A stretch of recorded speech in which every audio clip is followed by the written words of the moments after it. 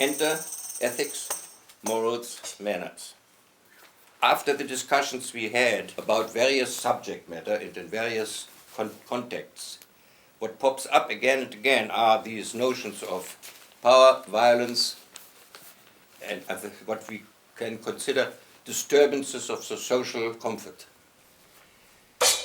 Events, comfortable or not, among other things, are also messages. And to beat on the messenger is only one technique. The other technique is to decipher the message. Very often, the messenger is not responsible for the message, even though the messenger is responsible for delivering the message. So, a person who commits violence remains a person who commits violence. It is our task to take it apart into two things.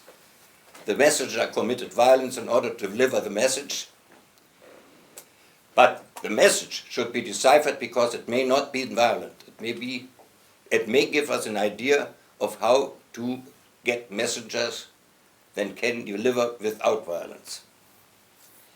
The justice system of our world is needed as a minimal protection against the powers and against itself. It is not capable to disseminate justice among people.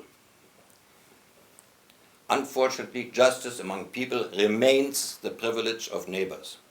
So, what I learned here and what I anticipated and what I have now confirmed and very pleased is the following, that I found out that there is a kind of understanding or wish around that power be less. That means if you always fight for having the power instead of somebody else, swapping it, I want your power, you have it long enough, or the conquest of power.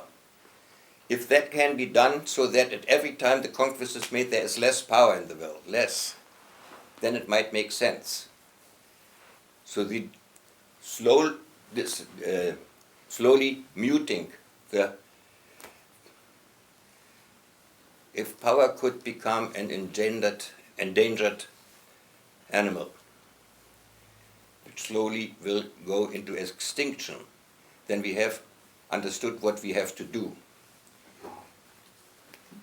We do not want a different distribution of power, we want less power. The next step which is needed for that is that the phenomenon in which we live, that if you make use of your freedom, you lose half of it. Every time you make a choice among your privileges, two other privileges are suddenly closed for you from then on. You can investigate that. The examples are thousands. Every case study shows that every choice that makes use of your freedom is punished by some loss of freedom somewhere else in the system. That should be changed. We have to have the possibility, by decreasing power, increasing the preservation of alternatives, if not even the increase of alternatives. I consider these two tasks as criteria by which I can make an ethical decision of my conduct in society. I say. I don't know whether I'll be lynched after 5 minutes, whether I can survive such a decision. I would like it to be the subject of thinking and become nominated as one important criterion in decision-taking. In my decision-taking, it is important criterion. I consulted. I want to decrease power. I want to increase the number of alternatives. Do you have a definition of power, or has that been discussed already? It has been discussed, and it is also used as a buzzword, simply that is of which you cannot liberate yourself without violence. It implies violence? Yes. Power also, there was some talk the other day about victim. A victim is a person who cannot liberate, cannot get liberty without using violence. I don't think it's possible or even desirable to think that one could get rid of power at all. I know. I think that one needs to realize how power is working in any given situation and use it for positive ends instead of negative ends. Bring it about. I'm not objecting to bring it about. I tell you what you will land with finally. You can do that by decreasing power. No place did I say no power. No, I didn't hear that. That's also when I say retardation of decay, I do not say stop the decay. These little nuances are given to us by sheer dint of the richness of a language which wants to be used, and I use it ruthlessly. I want to decrease power so that the hierarchies that I can make with the remainders of power are floating. And I would like to increase the number of alternatives so that the consciousness of freedom become less dramatic and more lyrical. Or as Patch has it, be a joy to live. And we have conflicts at the moment. Even this Patch there is an example. I will slander you now with your liberty, but I can slander Dr. Nancy Wilson just as well. These are people who have the ability to master their life in certain ways quite successfully, and the consequence is that half of the desires remain unfulfilled. And you can't prove them wrong, nor do they prove themselves wrong. There is nothing wrong, but it is a decrease of freedom. And we can shake hands and work on it together, how to make that not so. We don't have to console anybody. We don't have to make family therapy. We simply have to understand what is the missing algorithm in our society that is needed so that choosing alternatives, making what you like now, not foul up what you would like tomorrow. Sorry, that's the word for Sunday. I mean, I'm quite aware.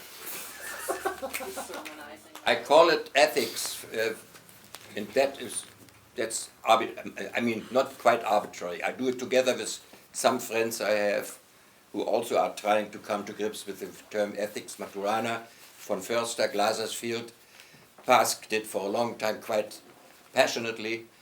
So it is a subject of some hanging perseverance, and it seems it's difficult because these were all people who were not doubting that something can be done. They only were sure that they don't know yet what. These are people I like to work with. They don't doubt that it can be done. They know it can be done, must be, but they don't know yet how. So you can discuss with them not what is the case, but what is not the case, which is much more interesting. Ethics, I have put at the top, so to speak, it's the roof or the main nest, whichever you wish, under which all other criterion take second place. Morals and manners, decision-taking, logic, reasonability, rational, all this takes second place, so that my most important selfish interests are safely nested in a nest which is my secondary interest but larger. So if my decision-taking is, in this sense, ethically defensible or correct or accurate or alert, then I can fail in the composition of a piece. I may not raise the funds I wanted to raise. I gave the wrong speech. I can make a mistake somewhere. But I made my mistakes in the nest of ethical behavior.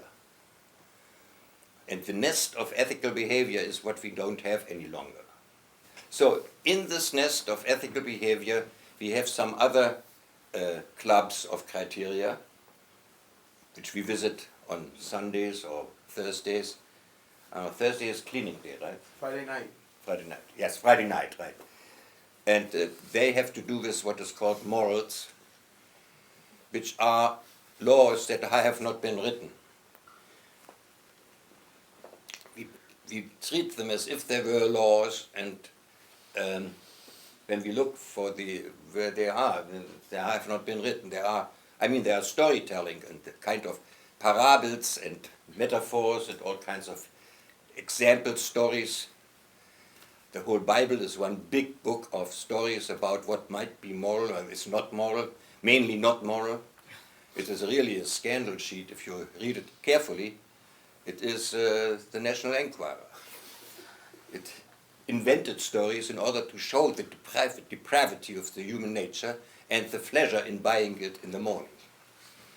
Could you distinguish morals and ethics? Morals is nested in ethics, and the morals you adopt for yourself are dictated by your ethics or not. Since morals are free for choice, hypocrisy is one of the morals. So for instance, if you find a set of morals inside and then I call your bluff, but that's unethical, you say, I don't care. I mean, this is... So what is ethics and what is moral? Ethics is not your choice. Ethics is something you have to do, and morals is something you decide to obey or not. It is the neighborhood syndrome.